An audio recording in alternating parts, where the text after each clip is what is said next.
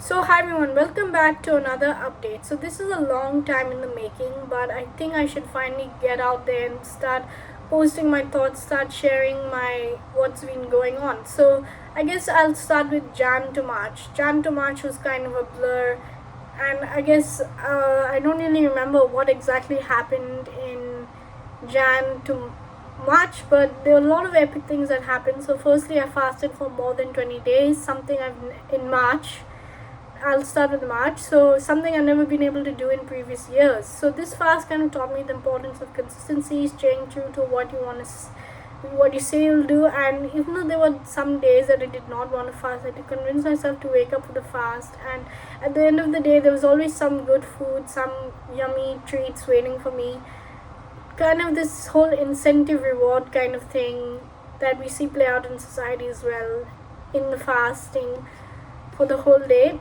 Another thing that happened is I crossed 200 subscribers on YouTube. I've not been able to crack the YouTube game yet, and I realized I need to be more public facing and promoting my work even more so that it can reach more people and so that the podcast can also grow, because I feel like it's been stagnant for some time now. So I wanted to be in the growth phase, and I need to really put more efforts into making myself more known on the public facing angle. So need to really work on that.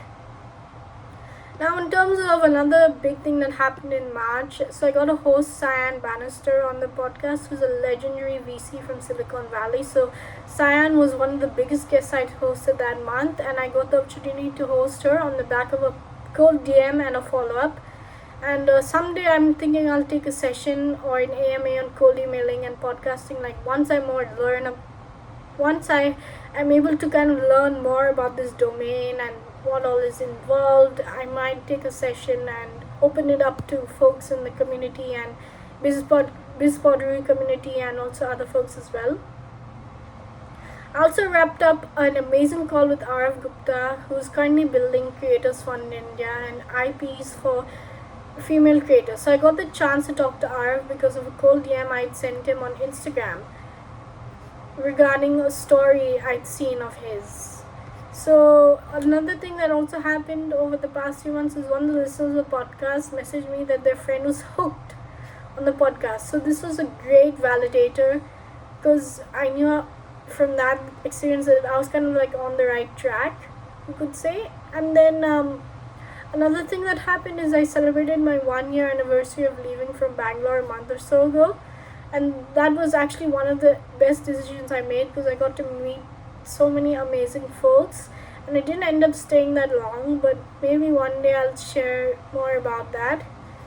So yeah, in February, I guess the biggest thing that happened in February was I started the month in Bali.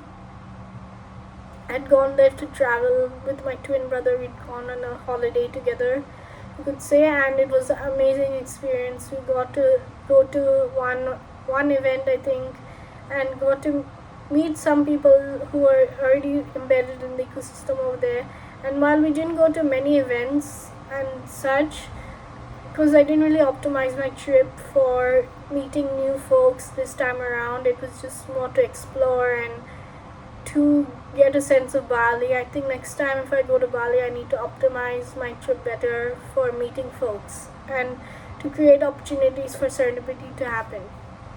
Now, some of my biggest learnings, I guess my biggest learning is do things that make you step outside of your comfort zone. Have the courage to try. Authenticity wins. All great things start at a small scale. Be open to meeting more people, manufacturing serendipity and luck. You never know which conversation will change your life, and the grass is not always greener on the other side.